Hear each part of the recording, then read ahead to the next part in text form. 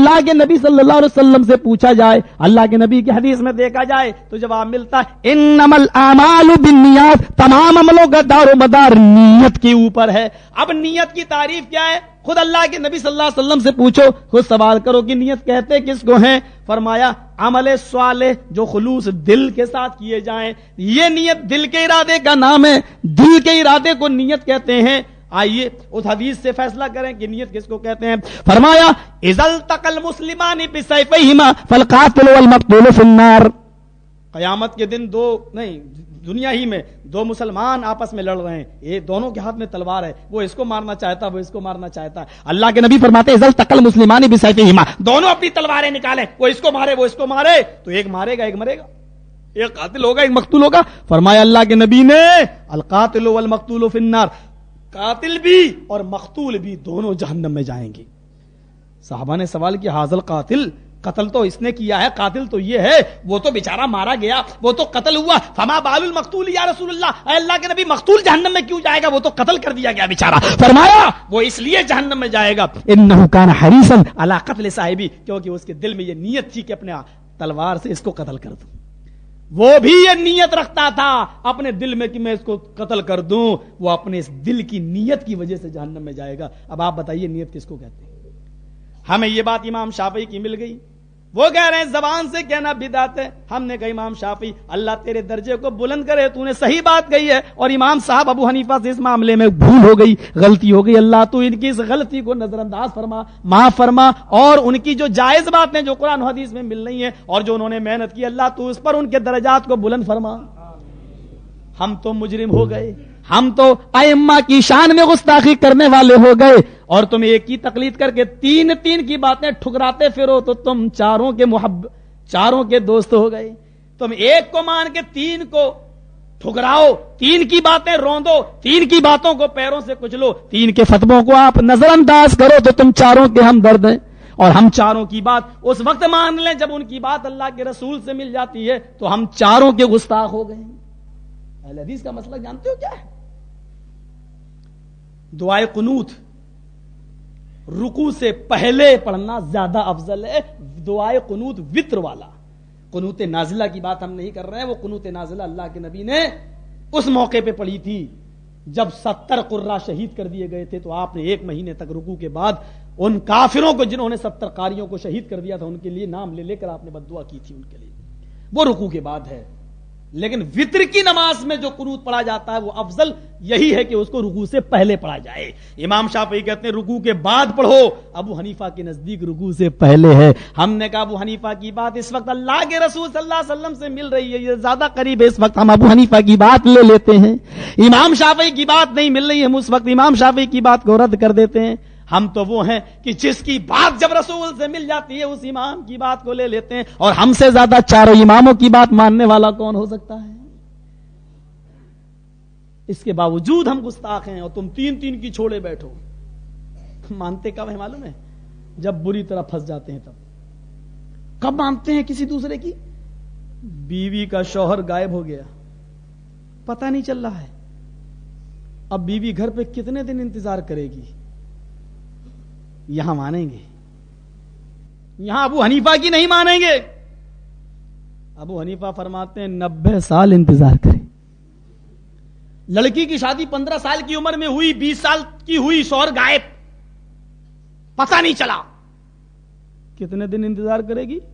90 سال. 20 کی ہو چکی ہے, اب 90 انتظار کرے گی. 110 کی ہو گئی, گارنٹی نہیں ہے کہ وہ زندہ بھی رہے گی, لیکن ہو گئی. اب 110 کی ہو گئی, 90 سال گزار لیے, انتظار کر لیا. اب سمجھے گی کہ وہ مر گیا ہوگا, اب وہ عدت گزارے گی 4 مہینہ 10 دن. اب وہ بچہ پیدا کرنے کے لائق نہیں ہے, اب وہ شادی کر سکتی ہے. پتہ نہیں قبر سے اٹھا کے لایا جائے گا یا کسی کے دادا کو تلاش کیا جائے گا, اور کس سے شادی کرے گی واللہ ہی بہتر جانے. اس معاملے میں وہ ابو حنیفہ کی بات کو روند کر امام مالک کا فتویٰ مانتے ہیں. کیوں؟ ان کے مسلک میں 4 سال, حدیث میں بھی 4 سال آیا, 4 سال انتظار کرے گی, پھر عدت گزار کے شادی کر لے گی. تو یہ کہ حدیث کی تو نہیں مانیں گے, امام کی مانیں گے, کیونکہ 4 امام برحق ہیں. ہم اس وقت امام مالک کی بات مان رہے. تم اس موقع پر ابو حنیفہ کی بات کو ٹھکرا کر امام مالک کی بات مان سکتے ہو. جب حدیث سے امام ابو حنیفہ کی بات ٹھکرا جائے تو ہم اس وقت امام ابو حنیفہ کی بات ٹھکرا کر حدیث کی بات مان لیتے ہیں, تو ہم مجرم کیوں ہو گئے؟ تم یہاں پر ابو حنیفہ کی بات ٹھکرا کر امام مالک کی مان رہے ہو, پھر بھی ابو حنیفہ کی نظر میں ابو حنیفہ تمہاری نظر میں محبوب ہیں. ہم اگر اللہ کے رسول کی بات مان لیتے ہیں, ابو حنیفہ کی بات ٹھکرا دیتے ہیں, تو ہم ابو حنیفہ کے شان میں گستاخی کرنے والے کیوں ہو گئے؟ مولوی صاحب رہنے دو یہیں تک, معاملہ بہت پیچیدہ ہے, یہیں تک رہنے دو.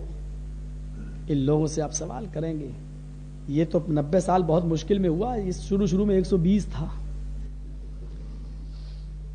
120 سال انتظار کرے گی,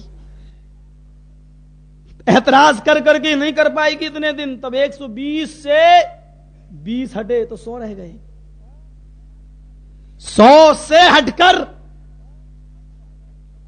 60 رہ گئے, وہ 100 سے ہٹ کر 90 رہ گئے. کہ 90 بھی انتظار نہیں کر پائے گی, پھر اعتراض اٹھا تو کتنے رہ گئے؟ 80, اور 80 سے بھی 20 ہٹے تو کتنے رہ گئے؟ 60, اور 60 سے بھی ہٹے تو کتنے رہ گئے؟ 40. اور پھر جب کسی نے پوچھا کہ 40 سال بھی لڑکی انتظار نہیں کرے گی, زناکاریاں بہت ہو رہی ہیں عورتیں, بھائی جب 40 سال نہیں انتظار کر پائے گی تو لڑکی عورت کہاں جائے گی؟ وہ زناکاریاں پہ زناکاریاں ہو رہی ہیں. تو بولے کہ 40 کا 0 بھی ہٹاؤ, 0 ہٹایا تو ایک دم 4 رہ گئے. یہاں پر امام مالک کا فتویٰ عمل میں آیا. بہت اچھی بات کہہ گئے اشرف علی تھانوی.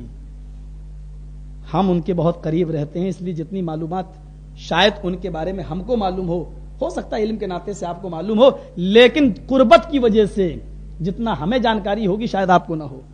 بہت اچھی بات کہہ گئے امام اشرف علی تھانوی رحمت اللہ علیہ. کہہ دیتا ہوں, دعا سب کے لیے کی جا سکتی ہے جو بھی آدمی کلمہ پڑھ رہا ہے. کیا کہہ گئے؟ لوگوں نے پوچھا کہ یہاں 4 سال آپ نے کیوں مان لیا؟ بولے تو کیا 120 مانوں؟ کہا نہیں 90 مانو نا, ابو حنیفہ 90 کہہ رہے ہیں. کہا 90 سال تک کون انتظار کرے گا؟ سیدھے 4 مان لو مالک کا.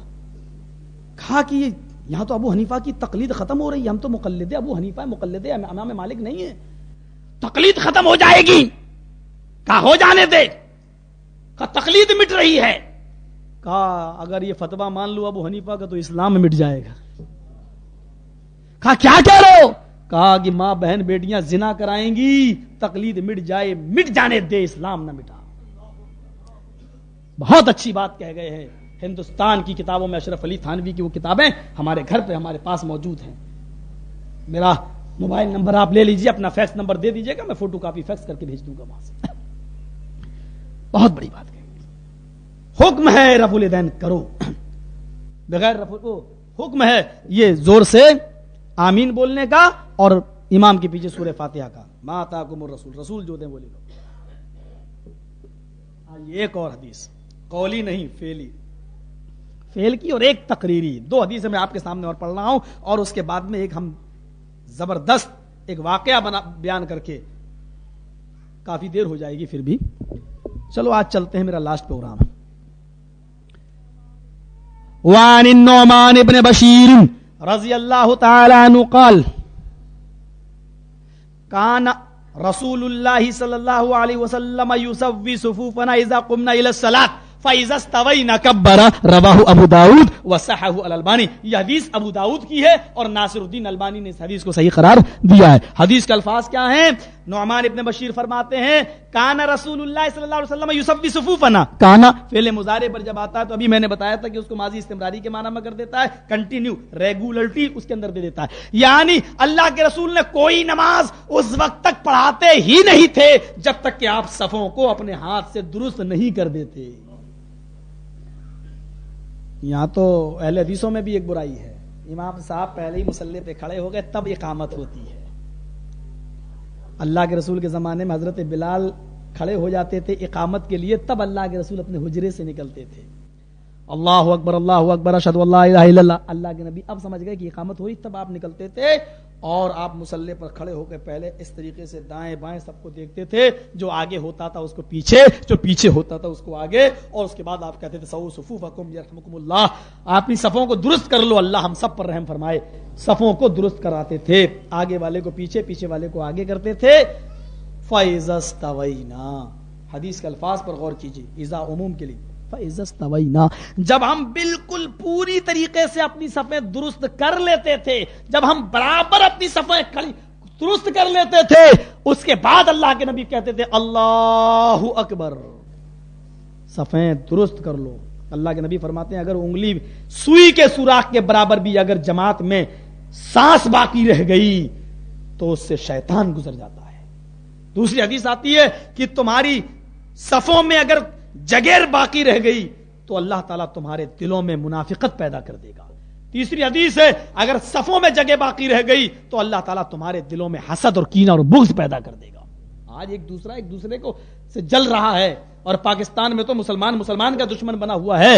میرے بھائیو آخر یہ کیوں؟ کہیں ایسا تو نہیں کہ نمازوں میں ہم ایک ایک فٹ اور ایک ایک بالش دور کھڑے ہونے لگے, شاید اسی وجہ سے اللہ نے ہمارے دلوں میں منافقت ڈال دی ہو. کہیں اس کا نتیجہ تو نہیں ہے کہ یہ ہماری نا اتفاقی کا نتیجہ ہو. کہیں ایسا تو نہیں کہ ہم نماز سنت رسول کے مطابق نہیں پڑھ رہے ہیں اور ہم ایک دوسرے سے حسد اور کینہ کرنے لگے ہوں اور اسی وجہ سے ہم رکھنے لگے ہوں.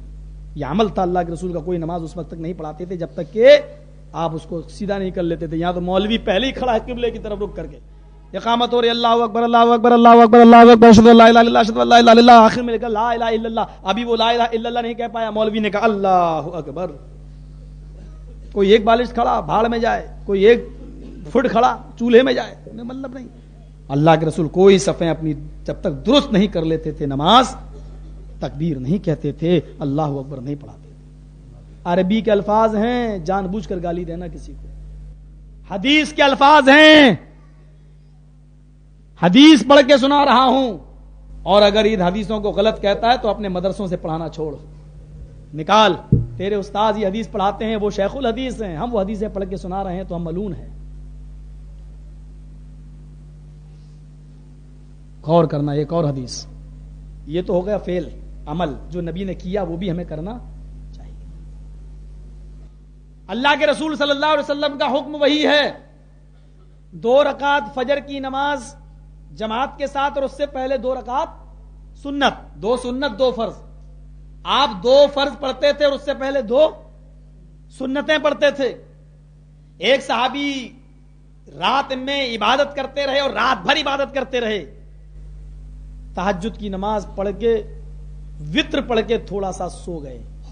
سونے کی نیت سے نہیں سوئے, بلکہ تھوڑا سا ٹیک لگا دوں, رات بھر تھک گئے, تھوڑا سا ٹیک لوں, بس وہ تھوڑا سا ٹیک لگائے کہ نیند آ گئی, غلبہ آیا, سو گئے.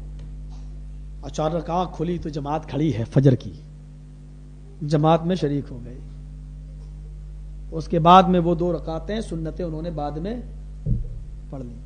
اللہ کے نبی صلی اللہ علیہ وسلم نے ان کو بلایا کہ یہ نماز تم نے جو پڑھی تھی یہ کیا ہے؟ کہا اللہ کے رسول رات بھر میری عبادت ہوئی, رات بھر میں نے نماز پڑھی, رات بھر عبادت کی, تہجد پڑھ کے وتر پڑھ کے بس تھوڑا سا میں نے ٹیک ہی لگایا تھا کہ نیند آ گئی, سو گیا, اور جب آنکھ کھلی تو فجر کی اذان بھی نہیں سنائی دی, سنت بھی نہیں پڑھ سکا, اور جماعت کھڑی تھی, میں نے آپ کے پیچھے نماز پڑھ لی, سنتیں تھی بعد میں پڑھ لی.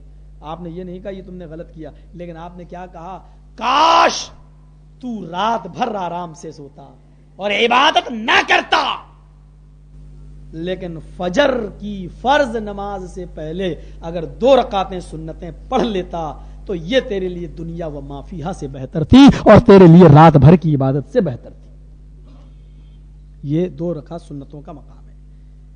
لیکن کوئی آدمی رات بھر عبادت نہیں کیا ہے, رات بھر سویا ہے, گھڑیوں کا اس وقت زمانہ نہیں تھا, الارم جو آج ہمارے ہاں جو سہولتیں اور جو فیسلٹیاں وہ اس زمانے میں نہیں تھی, اٹھا پتہ نہیں چلا, اذان نہیں سنائی دی, چلا گیا مسجد میں, دیکھا جماعت کھڑی ہے. تو اس موقع پر بھی صحابہ کیا کرتے تھے, ذرا اس معاملے پہ آپ غور کریں.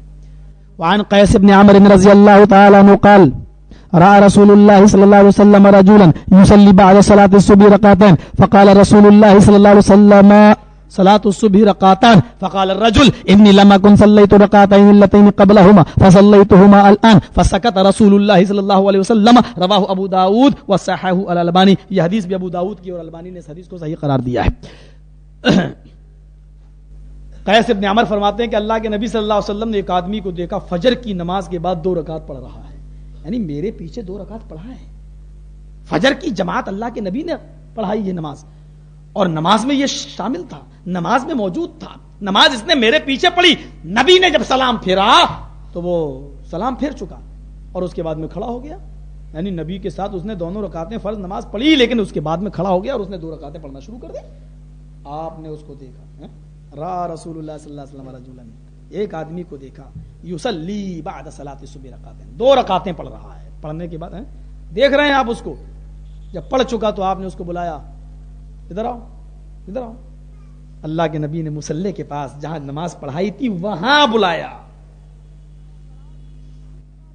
کہا صلاۃ الصبح رکعتان, صبح کی نماز تو 2 رکعت فرض ہے اور تو فرض نماز میرے پیچھے پڑھ چکا ہے, کیا میرا حکم نہیں پہنچا؟ لا صلاۃ بعد الفجر, فجر کے بعد کوئی نماز نہیں ہے.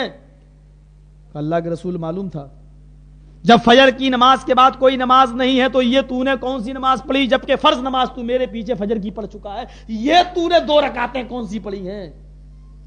اب اس آدمی کا جواب بھی سنیے, اس نے کیا کہا, انی لم اکن صلیت الرکعتین اللتین قبلہما فصلیتہما الان. اے اللہ کے نبی صلی اللہ علیہ وسلم, فجر کی فرض نماز سے پہلے 2 رکعت سنتیں پڑھی جاتی تھیں. آج مجھے کسی ضرورت کے تحت دیر ہو گئی, میں گھر سے آیا سوچ کر کہ سنتیں مسجد میں پڑھ لوں گا, لیکن جب پہنچا تو جماعت کھڑی تھی, پہلی رکعت کی تلاوت ہو رہی تھی. میں نے آپ کی حدیث بھی سنی تھی کہ اذا اقیمت الصلاۃ فلا صلاۃ الا صلاۃ المکتوبہ. میں نے یہ حدیث بھی سنی تھی جب نماز کی اقامت کہہ دی جائے تو اس نماز کے ہوتے ہوئے کوئی دوسری نماز نہیں. اے اللہ کے نبی, نماز قائم تھی, آپ مصلی امامت پہ تھے, میری سنتیں چھوٹ گئی تھی, لیکن فجر کی فرض نماز کی جماعت کھڑی تھی, میں نے آپ کے پیچھے فرض پڑھنا بہتر سمجھا اور میں بھی کھڑا ہو گیا اور اللہ اکبر کہہ کر میں نے نیت باندھ لی اور آپ کے پیچھے میں نے فجر کی فرض 2 رکعتیں پڑھ لی. میری سنتیں جو چھوٹ گئی تھی فجر سے پہلے کی, جو 2 رکعت سنت جو چھوٹ گئی تھی, فصلیتہما الان, اے اللہ کے نبی وہ آپ کے سلام پھیرنے کے بعد وہ میں نے بعد میں پڑھ لی ہیں, وہ فجر کی فرض نماز کے بعد میں نے اب ادا کر لی ہے, آپ کے سلام پھیرنے کے بعد وہ میں نے اب پڑھ لی. آپ نے کہا جب سنا کہ وہ سنتیں تھیں جو پہلے پڑھی جاتی تھیں, جو نہیں پڑھ سکا مجبوری کی وجہ سے, تو آپ نے جب اس کی منہ سے یہ جملہ سنا کہ یہ سنتیں تھیں جو میری چھوٹ گئی تھی, جو میں نے اب پڑھی ہیں, فسکت رسول اللہ صلی اللہ علیہ وسلم, اس کا یہ جواب سن کر آپ نے اس کو ڈانٹا نہیں, آپ نے اس کو پھٹکارا نہیں اور یہ بھی نہیں کہا کہ آئندہ ایسا نہ کرنا. اس کے جواب پر آپ خاموش ہو گئے. اگر یہ عمل غلط ہوتا تو آپ اس کو ضرور ٹوکتے. فسکتا, سکتا مانی خاموش, فسکت رسول اللہ صلی اللہ علیہ وسلم, تو اللہ کے رسول خاموش ہو گئے. آپ کی خاموشی اس بات کی دلیل ہے کہ یہ کام ناجائز نہیں ہے. اگر کوئی جماعت کھڑی ہے اور فجر کی فرض نماز ہو رہی ہے تو آپ بھی پہلے فرض نماز پڑھیے. امام کی نماز پڑھا رہا ہے فجر کی, پیچھے آپ سنتیں پڑھ رہے ہیں, اس کا ثبوت نہیں ہے. اور اس حدیث کو اگر سامنے رکھا جائے تو کئی مسئلے نکل رہے ہیں. رأى رسول اللہ صلی اللہ علیہ وسلم رجلا یصلی بعد صلاۃ الصبح رکعتین, اللہ کے رسول فجر کی نماز پڑھانے کے بعد آپ نے ایک آدمی کو دیکھا کہ وہ 2 رکعتیں پڑھ رہا ہے. دیکھا, اچھا ایک بات بتاؤ, یہ مان لو قبلہ ہے, حالانکہ ادھر ہے لیکن میں آپ کو سمجھانے کے لیے, مان لو یہ قبلہ ہے, آپ ہمارے پیچھے, میں نے سلام پھیرا, السلام علیکم ورحمۃ اللہ, السلام علیکم ورحمۃ اللہ. اب ہم اگر قبلے ہی کی طرف رخ کیے ہوئے ہیں تو ہمیں کیسے معلوم ہوگا کہ پیچھے والا آدمی 2 رکعت نماز پڑھ رہا ہے؟ رأى رسول اللہ, اللہ کے رسول نے دیکھا. یہ اس بات کی دلیل ہے کہ آپ سلام پھیرنے کے بعد چہرہ مقتدیوں کی طرف اور نمازیوں کی طرف کر لیتے تھے. اتنی بڑی سنت کو آج کتنی بے چینی اور کتنی بے دردی کے ساتھ روندا جا رہا ہے، اور اس کے باوجود دعویٰ ہے کہ ہمارے بزرگوں نے وہی بتایا ہے جو رسول نے بتایا ہے۔ رسول سے بڑا بزرگ کوئی نہیں ہے، سب علماء ہم سب کی عزت کرتے ہیں۔ سنیے، پہلا مسئلہ تو یہ نکلا کہ اللہ کے رسول صلی اللہ علیہ وسلم مقتدیوں کی طرف چہرہ کر لیا کرتے تھے۔ دوسرا مسئلہ اس حدیث سے کیا نکلا؟ ادھر آؤ، یہ تم کون سی نماز پڑھ رہے تھے؟ صبح کی نماز تو 2 رکعت ہے، یہ کون سی نماز پڑھ رہے تھے؟ کیا مسئلہ نکلا؟ علم غیب نہیں تھا۔ اپنے پیچھے نماز پڑھنے والے کا علم نہیں ہے کہ یہ کون سی نماز پڑھ رہا ہے۔ ہمارے ہاں تو بلیوں کو بھی قیامت تک کا علم ہے۔ بریلی میں آئیے، ہمارے اٹاوا میں، ہم آپ کو لے کے چلتے ہیں۔ بریلی میں ایک مولوی ہے جو بریلی سے بیٹھ کر خانہ کعبہ میں کتا گھس گیا تھا، اس کو بھگا رہا تھا۔ چل دور دور۔ لوگوں نے پوچھا یہ کیا کر رہے ہو؟ کہ خانہ کعبہ میں کتا گھس گیا، اس کو بھگا رہا تھا۔ اس کو معلوم ہی نہیں کہ مکہ اور مدینہ 2 ایسے شہر ہیں جہاں کتا پایا ہی نہیں جاتا ہے۔ خانہ کعبہ کا کتا بھگا رہا، اتنا علم ہے اس کو۔ رسول کو اپنے پیچھے نماز پڑھنے والے کا علم نہیں ہے کہ سنتیں پڑھ رہا ہے کہ کون سی نماز پڑھ رہا ہے۔ آپ نے پوچھا یہ کیا ہے؟ فجر کی نماز تو 2 رکعت ہے، تو نے میرے پیچھے پڑھ لی۔ یہ کیا پڑھ رہا تھا؟ کیا کہا اس نے؟ سنتیں تھی جو پہلا مسئلہ تو یہ نکلا کہ آپ مقتدیوں کی طرف چہرہ کر لیتے تھے۔ دوسرا مسئلہ آپ اس حدیث سے یہ نکلا کہ اللہ کے نبی کو علم غیب نہیں تھا۔ تیسرا مسئلہ یہ نکلا کہ اگر فجر کی نماز ہو رہی ہے، صحابہ بھی پیچھے سنتیں نہیں پڑھتے تھے بلکہ جماعت میں شریک ہو جاتے تھے۔ صحابہ کا بھی عمل یہی تھا۔ اور چوتھا مسئلہ یہ نکلا کہ کوئی بھی جماعت ہو رہی ہے، اس نماز کے ہوتے ہوئے کوئی دوسری نماز نہیں۔ میرے بھائیوں، اتنے مسئلے ہو گئے، اب ہم خود سوچیں کہ ہمیں کن مسئلوں پہ عمل کرنا ہے، کس کو لینا ہے۔ میں آپ کے سامنے حدیث بتلا رہا ہوں، وہ سب چھوڑ دیجیے آپ، ورنہ اگر ہم قرآن کا اور حدیث کا اور فقہ کا موازنہ کرنے لگیں تو آپ تعجب کریں گے کہ اتنی حدیثوں کا پر بلڈوزر، اتنی حدیثوں پر بلڈوزر۔ حدیث ہے سنن نسائی کی، اللہ کے نبی صلی اللہ علیہ وسلم کے پاس ایک آدمی آیا اور کہنے لگا اللہ کے نبی میں نے اپنی بیوی کو 3 طلاقیں دے دی۔ آپ نے اس سے پوچھا فی مجلس واحد، کیا ایک ہی مجلس میں؟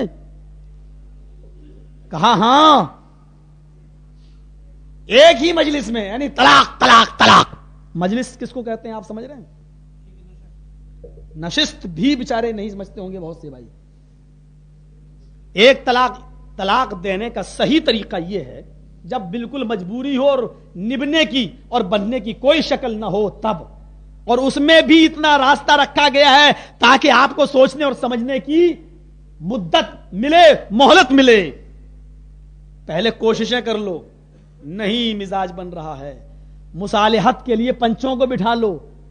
جب اس سے بھی کوئی سہولت نہ نکلے، راستہ نہ نکلے، تو اب جب بالکل ناگزیر ہو اور جب رہنا ہی مشکل ہو اور بیوی آپ کی بات نہیں مان رہی ہو، بار بار بد چلنی اور بے حیائی اور فحش گوئی کا مظاہرہ کر رہی ہو، تو ایسی صورت میں اب آپ اس کو طلاق دیں تو کیسے دیں گے؟ ڈائریکٹ نہیں، میں نے طلاق دی۔ بیوی سے پوچھو تجھے حیض تو نہیں آ رہا ہے؟ حالت حیض میں طلاق نہیں دینا چاہیے، دے دے تو ہو جاتی ہے لیکن نہیں دینا چاہیے۔ اس کے حیض کے آنے کا انتظار کرے، حیض آیا اب اس کو پاک ہونے کا انتظار کرے۔ جب وہ عورت غسل کر لے، حیض جب سے پاک ہو جائے، جس دن وہ غسل کر لے اسی دن، اب آپ سوچ لیجئے اور سمجھ لیجئے، اسی دن آپ کو آج نہا لی ہے، پاک ہو گئی ہے، تو آج آپ اس کو طلاق دیجئے کہ میں نے تجھے طلاق دی۔ یہ ایک طلاق ہے۔ اور جب تک اس کو دوسرا حیض نہ آ جائے، یعنی 25 دن 26 دن 28 دن کی مدت آپ کو مل رہی ہے، یہ پہلی مجلس کہلاتی ہے۔ ایک مجلس اسلامی کیسٹ کا مرکز سلفی کیسٹ سینٹر، منظور کالونی، گجر چوک، کراچی۔ آج سے لے کر، آج میں نے طلاق دی، میں نے تجھے طلاق دی، یہاں سے شروع ہوگا اور یہ پورے مہینے تک جب تک کہ اس کو دوسرا حیض نہیں آ جاتا ہے، یہ ایک مجلس کہلائی جائے گی۔ اتنے دنوں میں آپ اپنی بیوی کو جتنی بار طلاقیں دیں گے وہ ایک ہی مانی جائے گی۔ یہ ہے ایک مجلس۔ اب آپ نے دے دی، اب دوسرے مہینے سوچ لو، رجوع کرنے کا حق ہے، اور ابھی بیوی کی عدت شروع نہیں ہوئی ہے کہ یہاں سے گزارے گی، نہیں، سوچ لو یہ مسئلہ۔ ابھی بیوی اور شوہر ہی کے ساتھ رہے گی. یہ الگ بات ہے کہ بستر الگ ہو جائیں لیکن کمرہ الگ نہیں ہوگا. ہو سکتا اور بیوی کو حکم ہے زیادہ سے زیادہ میک اپ کرے تاکہ شوہر اس کو رجوع کر لے, اس کا دل آ جائے. دیکھیے نبھنے کی کتنی شکلیں, قرآن حدیث. ان بے غیرتوں سے پوچھو کہ تم نے کتنی جلد بازی میں طلاقوں کے قانون بنا بنا کر عورت کو یہ حیثیت, عورت کے یہ مقام. اسلام نے عورت کو عزت کی سر بلندی اور چہار دیواری سے نکال کر, غلامی کی چہار دیواری سے نکال کر عزت کی سر بلندی پر فائز کیا. وہ اسلام جس عورت کو نالی کا کیڑا سمجھا جاتا تھا, آؤ ہمارے ہندوستان کی طرف اور دیکھو, ستی کی رسم تھی. جب آدمی مرتا تھا تو عورت کو بھی اس کی چتا میں جلا دیا جاتا تھا کہ اب تجھے زندہ رہنے کا حق نہیں ہے. 50 60 100 سال پہلے کے یہ واقعات, آج کے بزرگ جو ابھی بڈھے زندہ ہیں انہوں نے اپنی آنکھوں سے یہ دیکھا ہے کہ عورت کا یہ حق نہیں تھا کہ اپنے شوہر کے مرنے کے بعد وہ زندہ رہے. عیسائیت کے اندر بائبل میں آج بھی لکھا ہوا ہے کہ عورت کو جب ڈلیوری کا وقت آئے اور بچے کی پیدائش کا وقت آئے تو آپریشن کے وقت, اگر آپریشن کے ذریعے بچہ پیدا ہو رہا ہے تو آپریشن کرواتے وقت عورت کو سن نہ کرو, بے ہوش نہ کرو, اس کو ایسے ہی آپریشن کرو جیتے جاگتے ہوئے تاکہ عورت تکلیف کا احساس کرے, کیونکہ عورت تکلیف کے لیے پیدا ہوئی ہے. یہ آج بھی بائبل میں لکھا ہوا ہے. ہندو دھرم کی کتاب میں تو آج بھی لکھا ہوا ہے کہ آشو کو سورگ سے, پیراڈائز یعنی جنت سے نکلوانے والی یہی ہیووتی ہوا ہے. اور دنیا میں جب بھی انسان کوئی عمل غلط گناہ کا کوئی کام کرتا ہے تو اس کا پہلا عذاب اس عورت پر پڑتا ہے. عورت تمام برائیوں کی جڑ ہے. اسلام نے عورت کو عزت کی چہار دیواری پر فائز کیا ہے اور غلامی کی زنجیروں سے نکال کر عزت کی سر بلندی دی ہے. آدم علیہ السلام درخت کے قریب نہیں جا رہے تھے, حوا ہی نے کہا چلو دیکھ لیتے ہیں. اللہ نے منع کیا تھا لیکن آدم نہیں جا رہے تھے, حوا ہی لے گئی, اور دونوں ہی جب اس درخت کے پھل کو کھائے تو جنتی لباس اتر گیا اور دنیا میں ان کو بھیج دیا گیا. آدم کہہ سکتے تھے اللہ دیکھ میری غلطی نہیں تھی, مجھے حوا نے بہکایا ہے اور حوا مجھے کہہ کے لے گئی ہے, لیکن اس کے باوجود اسلام اس سے زیادہ عزت کیا دے گا کہ آدم نے یہ نہیں کہا کہ مجھے حوا لے گئی, کیا کہا ربنا ظلمنا انفسنا, اے اللہ ہم دونوں نے اپنے نفس کے اوپر ظلم کیا ہے, ہم بھی اس میں برابر کے شریک ہیں, میری بیوی بھی شریک ہے, اے اللہ ہم دونوں نے یہ ظلم کیا ہے, ہم نے اپنے نفس کے اوپر ظلم کیا, اس سے بڑی عزت اور کیا دے گا. میرے بھائیو, اسلام نے کسی عورت کے اوپر یہ گناہ کی ذمہ داری نہیں ڈالی تھی. ہمارا موضوع یہ نہیں ہے کہ اسلام میں عورت کا مقام کیا ہے, کبھی دوسرے موقع پر آپ سن لیجئے گا جہاں عورتیں خصوصی انداز میں موجود ہوں, کیونکہ جب عورتیں ہی نہ ہو تو یہ باتیں کس کے سامنے رکھی جائیں. اسلام ہاں ٹھیک ہے لیکن چند عورتوں سے کیا فائدہ. تو آپ غور کر کے دیکھیے, پھر موضوع دوسرا ہے, میں کھچڑی نہیں پکانا چاہتا ہوں. اب آپ اندازہ لگائیں کہ اسلام نے عورت کو عزت کی غلامی کی زنجیروں سے نکالا ہے. پردہ, اوہ قسم خدا کی, ہندوستان کی عورتیں اب پردے کی تلاش میں, غیر مسلم عورتیں چیخ رہی ہیں, چیخ کر کہہ رہی ہے کہ اگر عزت و آبرو کی اس دور میں جہاں شیطانیت سوار ہو اور جہاں کڈنیپ اور اغوا ہو رہا ہو جوان لڑکیوں کا, اسلام جو عزت دے سکتا ہے دنیا کی کوئی طاقت اور دنیا کا کوئی مذہب عورت کو عزت کے قلعے میں محفوظ نہیں کر سکتا, بند نہیں کر سکتا. اسلام کے علاوہ کوئی مذہب نہیں ہے جو عورت کو عزت دے سکے. آج پردے کی طرف دوڑ رہی ہیں, چاہیے بس سمجھانے والا, صحیح گائیڈ کرنے والا. یہاں تو ایسے مسلم نیتا بے غیرت پیدا ہو گئے ہیں جو یہ کہتے ہیں ہندوستان کے اندر بھی کہ عورتوں کو بھی مردوں کے شانہ بشانہ چلنے کی اجازت ہے. ایسے بے غیرت نیتا مسلم ہیں, پارلیمنٹ میں بیٹھے ہوئے ہیں کہ ہم جیسے مولویوں کی دعوت و تبلیغ کو وہ لوگ ایک اسپیچ میں ٹھنڈا کر دیتے ہیں. یہ کہتے ہیں کہ اسلام میں کہیں نہیں آیا عورت بھی چہرے کا, اصل پردہ تو دل کا پردہ ہے. یہ کہہ کر عورتوں کے ساتھ جو بے حیائی اور جو بے پردگی کا مظاہرہ ہو رہا ہے ان مسلم لیڈروں کی وجہ سے ہو رہا ہے. عورتیں آج دوڑ رہی ہیں اسلامی پردے کی طرف, کیونکہ سکون ہے اس میں, عورت کی حفاظت ہے اس میں.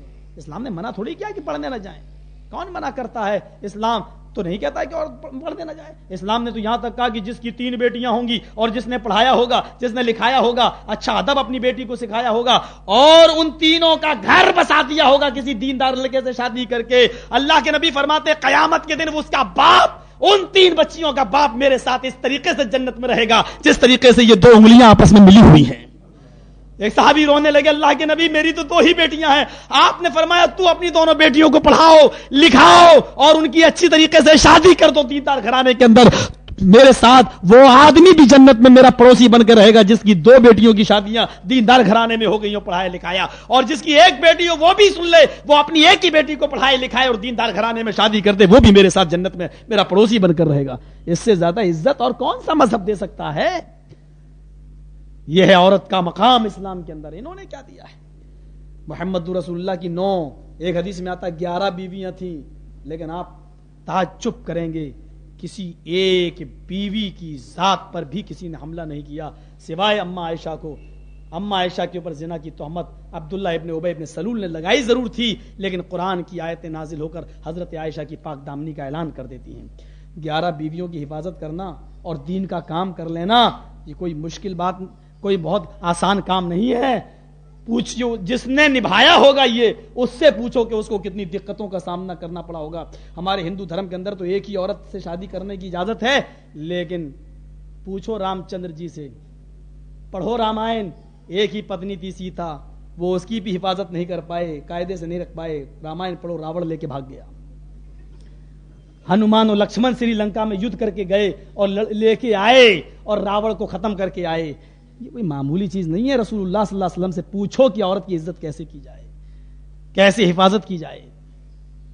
ہاں، آپ کی بیوی عمر میں بڑی ہے، ہوتا ہے، آپ نے شادی کی، آپ کی بیوی عمر میں بڑی ہے تو کیسے رہو، سیکھو محمد رسول اللہ سے۔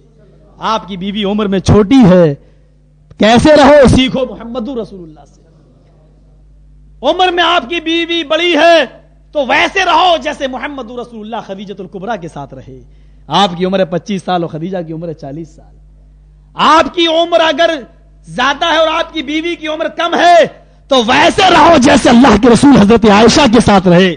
آپ کی عمر 54 سال اور حضرت عائشہ کی عمر 9 سال۔ اور اما عائشہ کہہ رہی ہیں مجھے ایسا شوہر ملا ہے کہ دنیا کی کسی عورت کو ایسا شوہر نہیں ملا ہوگا۔ سیکھو۔ آج کرسچن آپ کے پاکستان میں بھی پوچھو عیسائیوں سے تمہارے پاس شادی کا کیا دستور ہے، شادی کیسے کی جائے، نکاح کیسے کیا جائے، عیسائیوں کے پاس جواب نہیں ہے، اس لیے کہ عیسیٰ نے شادی ہی نہیں کی تھی۔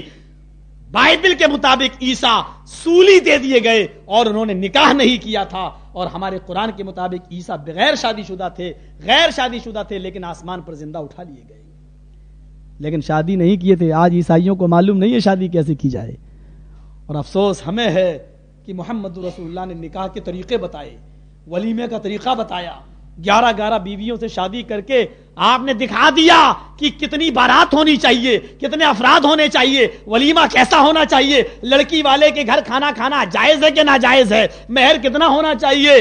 آپ نے اپنی بیٹیوں کا نکاح کر کے بھی بتا دیا، آپ نے اپنی عورتوں کے ساتھ نکاح کر کے بھی آپ نے بتا دیا۔ اور جس امت کے پاس پورا دستور حیات ہو اور وہ آج ٹامکٹوئیاں مار رہی ہو، اور آج اس کے ہاں 3 بجے اور 4 بجے باراتیں پنڈالوں میں آ رہی ہوں، ہوٹلوں میں آ رہی ہوں، اور اس کے لیے باقاعدہ روشنیوں کے اور کمکموں کے انتظام کیے جا رہے ہوں، اور باقاعدہ اللہ کے رسول نے فرمایا دخل سارقن وخرج سارقن، جو باراتی بن کر لڑکی والے کے گھر کھانے گیا وہ چور بن کے گیا اور ڈاکو بن کے نکلا۔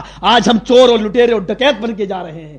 میرے پیارے ساتھیوں، تصور کیجئے کہ جس کے پاس دستور حیات ہو اپنے نبی کا، عیسائی اگر ایسا کریں تو ہم ایک بات تسلیم بھی کر لیں کہ ان کو عیسیٰ نے تعلیم ہی نہیں دی تھی اور ان کے پاس ان کے نبی کا کوئی دستور حیات نہیں ہے۔ ہمارے پاس ساری چیزیں ہیں، اور آج ہم جھولا چھاپ امریکی تہذیب اور مغربی تہذیب کے دل دادا بنے ہوئے ہیں، اور آج ہم اسی کے نقش قدم پہ چل رہے ہیں۔ اللہم اہد قومی فانہم لا یعلمون، اللہ میری قوم کو ہدایت دے، یہ جانتی نہیں ہے۔ رسول کی عزت و عصمت کو بچاؤ۔ صرف اہل حدیث ہو گئے ہو، نام کے اہل حدیث نہیں، کام کے اہل حدیث بنو۔ امام شافعی سے پوچھو، جب امام شافعی کسی اہل حدیث کو دیکھتے تھے فرماتے ہیں جب میں کسی اہل حدیث کو دیکھتا ہوں تو لگتا ہے جیسے میں کسی صحابی کو دیکھ رہا ہوں۔ امام شافعی کے دور میں اہل حدیث موجود تھے، اور امام شافعی نے اپنا تاثر بیان کیا کہ جب میں کسی اہل حدیث کو دیکھتا ہوں، کتاب اللہ اور سنت رسول پر عمل کرنے والے کو دیکھتا ہوں، تو مجھے ایسا لگتا ہے جیسے میں کسی صحابی کو دیکھ رہا ہوں۔ یہ صحابی کا عمل ہے جو آج ہم کر رہے ہیں۔ 250-300 آدمیوں کی بارات، مولوی صاحب لڑکی والے نے اجازت دے دی تھی۔ ہاں، لڑکی کے باپ نے کی مجبوری کو اجازت نہ سمجھو، وہ بیچارہ جانتا ہے کہ اگر ہم نے تیری شرط پوری نہیں کی تو میری بیٹی کے ہاتھ پیلے نہیں ہوں گے۔ یہ پوچھو کہ اپنی بیٹی کا ہاتھ پیلا کرنے کے لیے تم 200-250 آدمیوں کا پیٹ بھرنے کے لیے، اپنی بیٹی کو جہیز دینے کے لیے اس نے کتنے روپے سود پر قرض لیا ہے۔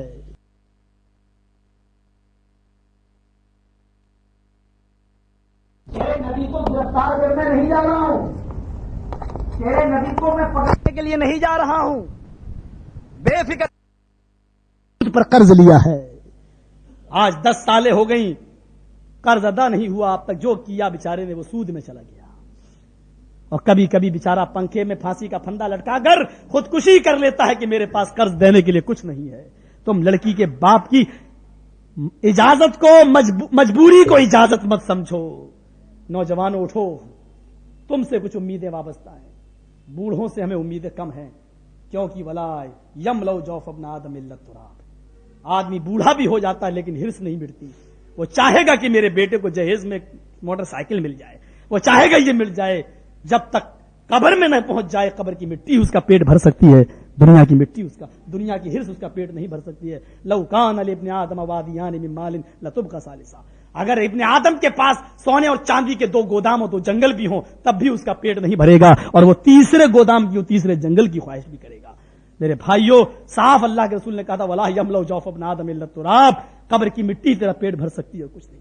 ایک بار بحرین سے جزیہ آیا، بخاری کی حدیث ہے، ابو عبیدہ ابن الجراح جزیہ لے کے آئے، ٹیکس، لوگوں کو پتا چلا کہ جزیہ ٹیکس لے کے آئے بحرین سے، فجر کی نماز میں پوری مسجد کھچا کھچ بھر گئی، جیسے آج آپ کی مسجد یہ کھچا کھچ بھری ہے، تل رکھنے کی جگہ نہیں، پوری مسجد فجر میں بھر گئی۔ یہاں تو اوریجنل مسلمان کون ہے صبح فجر میں ہماری مسجدیں بتا دیں گی، یہاں تو ماشاءاللہ ٹوپی لگائیں، داڑھی ہے، سب کچھ ہے، مولوی صاحب بظاہر ہم مسلمان ہیں، ہاں بظاہر مسلمان ہیں، مولوی صاحب شیروانی پہن کے آتے ہیں، ایسے ہی آپ بھی ماشاءاللہ اچھے کپڑے پہن کے آئے ہو، کپڑا اٹھا کے دیکھو تو نیچے انڈرویئر بھی نہیں ہوگا۔ عمل کے میدان میں یہ ہیں ہم، بظاہر تو مسلمان ہیں اور عملی زندگی میں دیکھو تو فجر کی نمازیں ہمیں بتا دیں گی، فجر کی نمازیں۔ جزیہ لے کے آئے، مال بھر گئی، مسجد بھر گئی، اللہ کے نبی صلی اللہ علیہ وسلم سے نے دیکھا مسجد بھر گئی، تھوڑی دیر کے لیے آپ چونک گئے، پتا چلا کہ ابو عبیدہ مال لے کے آئے اس لیے مسجد بھر گئی ہے، کیونکہ آج مال مسلمانوں میں تقسیم ہوگا، جس کا جو حق ہے اس کو ملے گا۔ اللہ کے رسول کو اچھا مسکرائے، یہ بات ہے، نماز پڑھائی، آپ نے لوگوں کو بلایا، بھائی مال تقسیم ہونا، سب کو ملنا، لو جزیہ ٹیکس سب کو ملے گا، کہنے والے تھے، آپ کی آنکھوں میں اچانک آنسو آ گئے، صحابہ کہتے ہیں اللہ کے رسول مجھے آپ کی آنکھوں کا آنسو نہیں دیکھا جاتا ہے، میرے اوپر ایٹم بم گرتا ہے، مجھے بتائیے وجہ کیا ہے؟ فرمایا لوگوں، آج مال و دولت جزیہ ٹیکس یہاں جمع ہے اور اس کی محبت تمہیں یہاں کھینچ کے لے آئی، اور تم اس لیے آئے ہو، تمہیں تمہارا حق ملے گا، گھبراؤ نہیں۔ لیکن آج مجھے اس بات کا احساس ہو رہا ہے کہ میں اپنے انتقال کے بعد شرک سے اتنا زیادہ نہیں ڈرتا ہوں کہ تم شرک کرو گے، بدعتوں سے اتنا زیادہ نہیں ڈرتا ہوں کہ تم میرے انتقال کے بعد بدعتوں میں مبتلا ہو جاؤ گے، مجھے اب یہ خوف ہو رہا ہے کہ میرے انتقال کے بعد دنیا تمہارے اوپر کشادہ کر دی جائے گی، چاروں طرف سے مال و دولت تمہارے پاس آئے گا، کہیں دنیا کی محبت، مال و دولت کی محبت تمہیں دین سے غافل نہ کر دے، یہ خطرہ مجھے سب سے زیادہ ہو گیا ہے۔ اور جس چیز کا خطرہ نبی کو محسوس کیا تھا نبی نے، آج من وان وہی ثابت ہو رہا ہے اور وہی صادق آ رہا ہے۔ بتاؤ آج ہم نمازوں کے لیے مسجدوں میں صرف اس لیے نہیں آتے کہ اتنی دیر میں کتنے دکاندار ہماری دکان سے لوٹ جائیں گے، ڈاکٹر اس لیے نہیں آتا کہ اتنی دیر میں کتنے مریض ہمارے واپس چلے جائیں گے، مال و دولت کی محبت نے آج میں دین سے غافل کر دیا۔ یا ایھا الذین آمنوا لا تلہکم اموالکم ولا اولادکم عن فتنہ، پہلے مال ہے بعد میں اولاد، مال بھی فتنہ اولاد بھی فتنہ۔ اے ایمانو والو، کہیں تمہیں تمہارے مال اور تمہیں تمہاری اولادیں اللہ کے ذکر سے غافل نہ کر دیں، حالانکہ اولاد سے زیادہ محبت ہوتی ہے، لیکن مال کی حرص اتنی بری ہوتی ہے کہ مال کے لیے سگا بھائی سگے بھائی پر ہی گولی چلا دیتا ہے، اتنی زمین اس کو نہیں مار دیا۔ مال کی محبت اولاد کی محبت سے بھی غالب آ سکتی ہے، اس لیے پہلے مال کا لفظ یہاں استعمال کیا، ان اموالکم واولادکم فتنہ، تمہارے مال اور تمہاری اولادیں آزمائش ہیں، فتنہ ہے۔ تصور کیجئے میرے بھائی، یہ حدیث میں نے آپ کے سامنے پڑھی ہے، میرے وہ بھائی جو آج سنتوں کے خلاف نمازیں پڑھ رہے ہیں وہ سن لیں، اللہ کے نبی نے فرمایا سلو کما رأیتمونی اصلی، ویسے نماز پڑھو جیسے تم مجھے دیکھتے ہو نماز پڑھو۔ بڑا افسوس میرے بھائیو، آج اہل حدیثوں میں بھی یہ سوال پوچھا جاتا مولوی صاحب عورتوں کو مسجدوں میں لانا کیسا ہے؟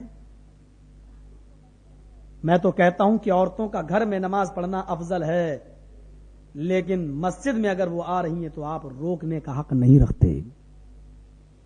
اور اب تو میں یہ کہوں گا کہ عورتیں چونکہ وعظ و نصیحت سے بہت دور ہیں، اس لیے ان کو بھی حق ہے کہ وہ واز و نصیحت سنیں، جمعے کے خطبے میں علماء کا خطبہ سنیں، مسجد میں آئے اور نماز تراویح پڑھیں. کیوں ان کو حق نہیں دو گے؟ کیا صرف تم ہی جنت میں جانا چاہتے ہو؟ عورتوں کو حق نہیں دو گے؟ وہ بھی مسجدوں میں آئے اور تراویح پڑھیں. اللہ کے نبی نے فرمایا لا تمنعوا اما اللہ ان یصلینا فی المسجد. آئے لوگوں، اپنی بیویوں کو، اللہ کی باندیوں کو مسجدوں میں نماز پڑھنے آئے تو ان کو منع نہ کرو. ایک دلچسپ واقعہ جس کی طرف میں آپ کو لینا چاہتا ہوں، بڑا دردناک اور بڑا عبرتناک واقعہ. ذرا اس واقعے کی طرف آؤ میرے بھائیوں.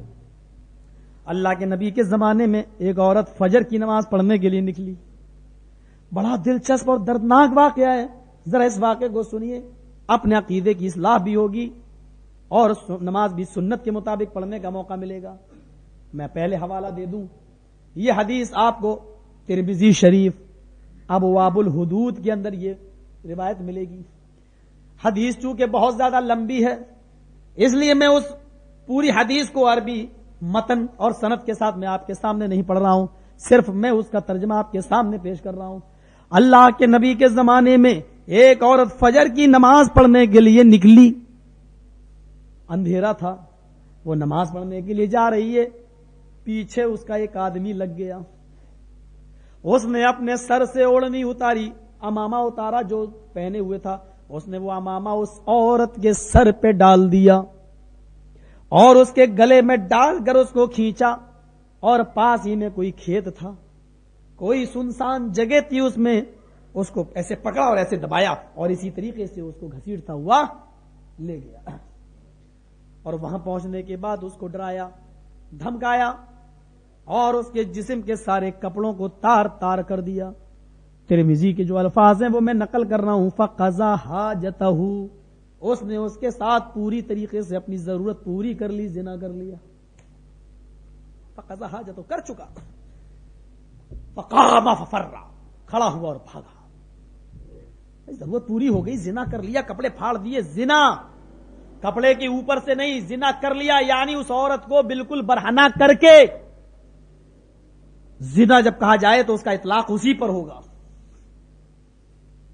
فقضا حاجتہ، پوری طریقے سے زنا کیا اور بھاگ گیا.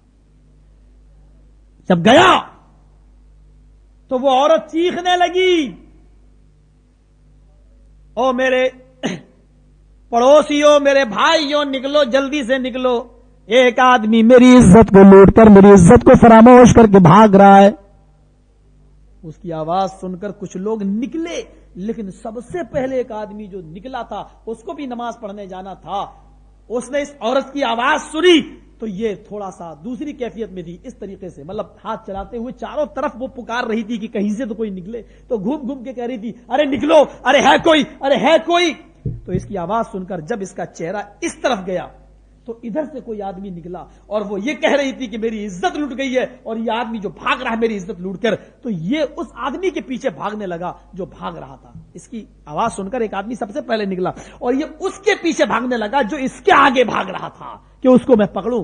اتنے میں اس عورت کا چہرہ اس طرف ہوا جہاں یہ آدمی بھاگ رہا تھا. یہ عورت یہ سمجھی کہ یہ جو آدمی بھاگ رہا ہے یہ زناکار ہے اور اس نے میرے ساتھ زنا کیا ہے. وہ اس کو زناکار سمجھی.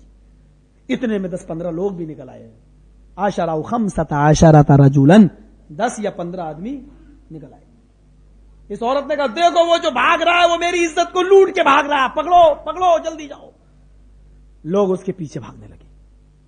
وہ آگے والے کے پیچھے بھاگ رہا ہے. آگے والا چالاک تھا، کسی گلی میں گھسا اور گلیوں کو پار کرتا ہوا پتہ نہیں کہاں نکلا. لوگ بھاگتے گئے اس کے پیچھے اور وہ بھی بھاگ رہا ہے. بالآخر لوگوں نے اس کو پکڑ لیا جو آگے بھاگ رہا تھا.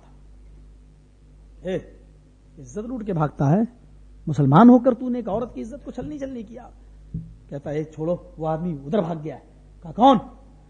کہا وہ آدمی بھاگ گیا، چھوڑو مجھے جلدی، میں گلیوں سے واقف ہوں، میں جانتا ہوں، مجھے چھوڑو جلدی میں اس کو پکڑوں. کہے الٹا چور کوتوال کو ڈانٹ رہا ہے. مسئلہ مشہور ہے، خود چوری کی اور بھاگنے کی. نہیں تو نے زنا کیا. اس عورت نے خود کہا کہ اس نے زنا کیا. ارے نہیں میں نے زنا نہیں کیا، ارے میں تو خود ہی کسی کو پکڑ رہا ہوں، اس عورت کی عزت لوٹی گئی ہے. کہا اچھا تو نے زنا نہیں کیا؟ کہا میں نے نہیں کیا. تو چل ڈرتا کیوں ہے؟ اس عورت کے ساتھ اگر تو نے زنا نہیں کیا تو وہ لڑکی خود ہی کہہ دے گی کہ میرے ساتھ زنا اس نے نہیں کیا، کوئی اور تھا. اس نے کہا چلو میں تو اس لیے کہہ رہا تھا کہ وہ آدمی ابھی زیادہ دور نہیں بھاگا ہوگا, ابھی پکڑ میں آ جائے گا, اصل مجرم فرار ہو جائے گا اور تم مجھے لے کے جا رہے. کہا نہیں میں کچھ نہیں جانتا ہوں, چلو سر لے کے آئے. 10-15 لوگ اس کو پکڑے ہوئے ہیں, اور جب اس عورت کے پاس آئے کہا میری بہن ادھر آؤ, اس آدمی کے اوپر نظر ڈالو. اس آدمی کے اوپر نظر ڈالی, دیکھو کس نے زنا کیا ہے. یہ تو کہہ رہا کہ میں نے زنا نہیں کیا. اس عورت نے کہا میرے قریب لاؤ. اس آدمی کو قریب لایا گیا. اس عورت نے غور سے دیکھا, خوب غور سے دیکھا, اور دیکھنے کے بعد چیخ پڑی واللہ ہوا ھذا, اللہ کی قسم یہ وہی آدمی ہے جس نے میری عزت لوٹی. اللہ کی قسم بھی کھائی, اللہ کی قسم یہ وہی مرد ہے جس نے میری عزت کو چھلی کیا. اس نے کہا وہ میری بہن, میں شادی شدہ ہوں, تم جانتی ہو کہ تمہارا اتنا کہنے سے رسول صلی اللہ علیہ وسلم مجھے کیا فیصلہ سنائیں گے. شادی شدہ کو پتھروں سے مار مار کے سنسار کرنے کا حکم ہے. اس نے کہا جیسا کیا ہے تو نے ویسا تو بھگتے گا. لوگوں لے کے چلو. کہا میری بہن پھر سے دیکھو. کہا خبردار جو تو نے اپنے منہ سے مجھے بہن کہا, زنا کرتا ہے میرے ساتھ, عزت لوٹتا ہے میرے ساتھ, اور مجھ کو بہن بھی بتاتا ہے. مقدمہ جناب محمد رسول اللہ کی عدالت میں آیا. اے اللہ کے نبی, میں نے ایک زناکار کو جس نے اس عورت کی عزت کو لوٹا ہے, اس کو میں پکڑ کے لایا ہوں. آپ نے کہا اس عورت کو بلاؤ. آئے عورت, صحیح بتا کیا معاملہ ہے. اس عورت نے کہا اللہ کے رسول یہ آدمی جو کھڑا ہے اس نے میری عزت لوٹی ہے, اس نے میرے ساتھ زنا کیا ہے. آپ نے کہا تم کیا معاملہ ہے, 10-15 لوگ تم کیا کہتے ہو. کہا اللہ کے رسول اس عورت کی عزت لوٹ کے یہ بھاگ رہا تھا, میں اس کے پیچھے پیچھے دوڑا, میں نے اس کو پکڑ لیا اور اس کو آپ کے سامنے لایا. عورت بتا رہی اس نے عزت لوٹی. 15 لوگ یہ کہہ رہے ہیں کہ میں نے اس کو پکڑا. اب آپ نے اس آدمی سے پوچھا جو بے قصور ہے, کیا کہنا چاہتے ہو اپنے بارے میں. اس نے سوچا عورت کی بھی گواہی, یہاں 15 لوگوں